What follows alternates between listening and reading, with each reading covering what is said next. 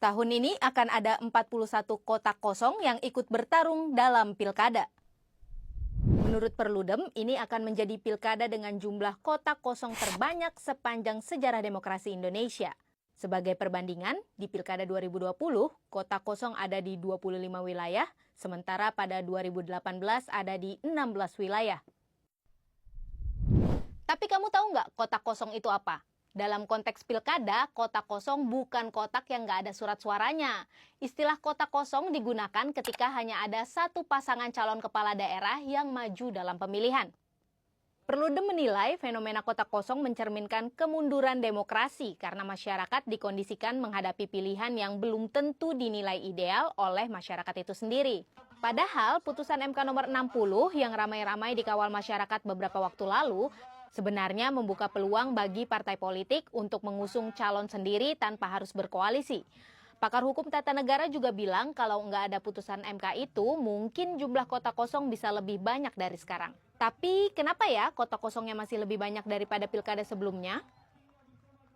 Nah, bisa jadi karena partai politiknya nggak siap. Dari sisi organisasi ya, dia nggak siap, nggak menyiapkan kader gitu ya, selama ini nggak memaksimalkan kader-kader yang ada, sehingga mereka memilih untuk ketika ada mau pendaftaran pilkada, mereka memilih untuk berkoalisi dengan yang lainnya. Nah, bisa jadi dari hitung-hitungannya mereka, calon yang ada di koalisi besar inilah yang akan menang. Nah, yang berikutnya saya juga ngelihat bahwa adanya kedekatan jarak antara pemilu dan pilkada ya. Hasil pemilu yang pemilu presidennya ya, koalisi di pemilu presidennya kan udah kelihatan dan ada keinginan bahwa koalisi yang ada di pemilu presiden itu ingin dibawa juga sampai ke daerah. Sehingga mereka nantinya bisa mendukung jalannya pemerintahan juga yang ada di pusat. Terus bagaimana ya jika di daerah pemilihan kita cuma ada calon tunggal dan kotak kosong? Apa itu artinya pilihan kita cuma satu aja? Kalau kata Perludem, kotak kosong itu bisa juga dipilih kok. Dan memilih kotak kosong bukan berarti golput, karena surat suaranya sah dan akan tetap dihitung. Pada Pilkada 2018 lalu, untuk pertama kalinya di Indonesia, kotak kosong menang lawan calon tunggal di Pilkada Kota Makassar.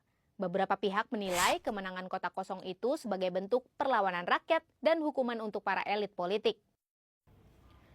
Kalau kotak kosong menang, siapa dong yang jadi kepala daerah? Dalam Undang-Undang Pilkada, kalau ada kotak kosong yang menang, ya harus ada pemilihan ulang di tahun berikutnya atau dilaksanakan sesuai dengan jadwal yang dimuat dalam peraturan perundang-undangan.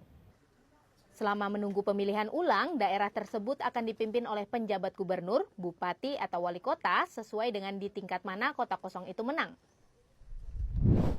Nah, kalau di daerah kamu ada calon tunggal versus kotak kosong dan kamu mau lebih berkontribusi lagi dalam pemilu, kamu bisa mengajukan diri sebagai pemantau pemilu terakreditasi ke KPU. Dengan status itu, kalau nantinya ada indikasi kecurangan, kamu bisa menggugat hasil pemilu ke Mahkamah Konstitusi. Kalau pilkadanya diikuti beberapa pasangan calon, masyarakat tidak bisa menggugat hasil pemilu karena cuma pasangan calon lain yang bisa menggugat. Coba cek, daerah kamu termasuk yang ada kotak kosongnya nggak?